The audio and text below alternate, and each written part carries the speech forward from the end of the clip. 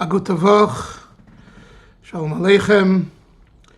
We're inching closer to Chag HaShavuos, Zman Matan Tereseinu. So I'd like to continue part 4 of our discussions about Rabbi Gifter, Telzer, and Lubavitch. And this story happened in 1955, approximately. I was told the story just this week by Rabbi Yankel Goldberg, the Rosh Yeshiva of Hadar Torah, who is the son of Rabbi Yosef Goldberg, the noted Rosh Yeshiva of Brunoy, France. And his other son is Rabbi Goldberg in Eretz Yisrael, a prominent Rosh Yeshiva.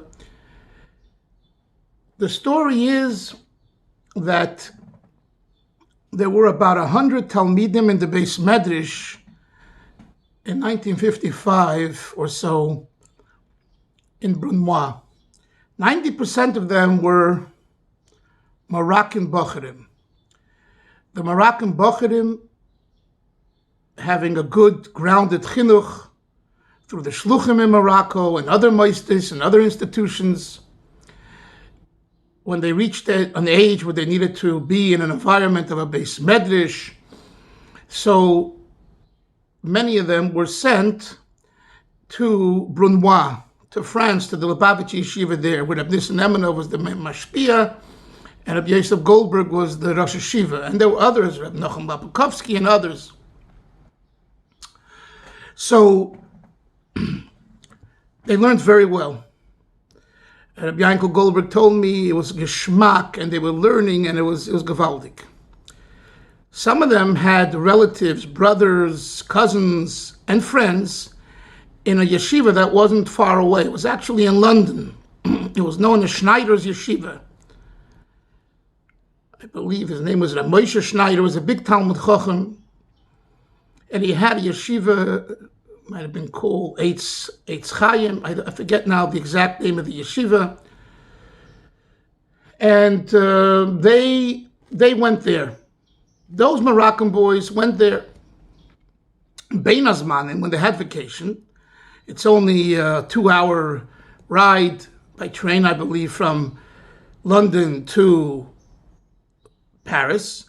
They came to visit their relatives when they came to the yeshiva in Brunoy. And they were also very serious Bachrim. So this was 2 groups of very serious students whose primary objective was to learn and understand Gemara, Rashi, and Tosfos, and the Mefarshim, the commentaries, etc. Naturally, the ones of Schneider's Yeshiva didn't learn Chassidus. It was more of a Litvish approach. And the ones in Lubavitch Yeshiva learned Chassidus from Reb Nissen and the other teachers. Nevertheless, they weren't, fabrente Lubavitch Chassidim. They weren't passionate Lubavitch Chassidim. They were being the scar of getting closer and closer. When their cousins and relatives and friends came from Schneider's Yeshiva to visit them, they spoke in learning. And they were blown away by the type of and style of learning that their relatives from Schneider's Yeshiva knew. And they discovered that the approach there was more like the Telzer style learning, which is based on Reb Shimon Shkop and later Reb Chaim Telzer, which is a more geschmack way of learning, a more delightful way of learning and understanding, because as the saying goes in the world of yeshivas, Reb Chaim of Brisker, the approach of Reb Chaim Brisker is about the what, and the approach of the Telzer is about the why. So when you delve into the why, there's so much more room for expansion. And although Reb Chaim's approach was really accepted by most Litvish yeshivas and other yeshivas, nevertheless, is the gavra or hefza? Is it the man, the person, or the object? In a way, is it they say 1 din or 2 dinim? In a way, it's very. I'm not going to use the word dry, but very direct and focus here. The expansion of going elsewhere within Shas and within the world of Talmud and commentary and developing it and elaborating upon it, going outside of the box right here, is for the average human mind who's learning, it's very, very exciting. So the Moroccan boys in the Lubavitch yeshiva, in the Brunoy yeshiva, were jealous, and they wanted to leave. And this happened, remember, during Bein Hazmanim vacations. They wanted to go the next period for Elul, I guess September 1955. They wanted to go transfer to their cousins and relatives yeshivas in London, the Schneider yeshiva. So the administration of the Lubavitch yeshiva got together and they said, what do? We want to keep our students. These are good students and they have potential to really develop in Torah. So they decided, since Reb Nissen Nemenov was going to the Rebbe for Tishrei that year, that they would ask, and he'll have yechidus with the Rebbe, he'll have a private audience, they'll ask him to discuss with the Rebbe. So Reb Nissen was in yechidus with the Rebbe, and he told the Rebbe the issue that Rabbi Yosef Goldberg is having with his students, that they want to leave. And this would really take away a tremendous amount of students and bring a big chalishus, a big weakness in the whole base medrash system. And it would, the mood would change, and it would be very, very difficult.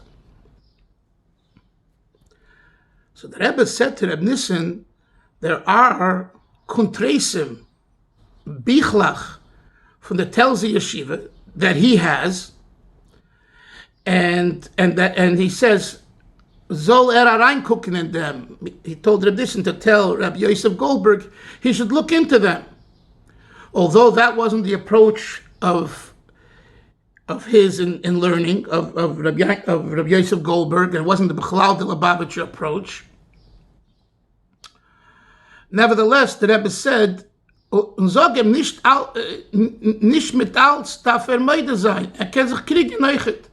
Not with everything that's written there must he agree to, as far as the understanding of the way they explain the Gemara and the conclusions they come to. He can also argue with some of it. But at least he'll introduce to them this, and it'll give them the satisfaction and the delight in learning, and it should keep them there. He went back. He told this to Rabbi Yosef Goldberg. Rabbi Yosef Goldberg, the Kabbalah soil, accepted, even though it wasn't what he was raised with and the way he was trained to study and to teach. The Rebbe said, he got a hold of the Kuntresim, and Rabbi Yankel Goldberg, who told me the story, he says he has the Kuntresim, he's learned those Kuntresim, and it's indeed very batamt, very geschmack. And after a short while, they were so excited, they didn't want to go to the Schneider yeshiva, and they remained in the Lubavitch yeshiva.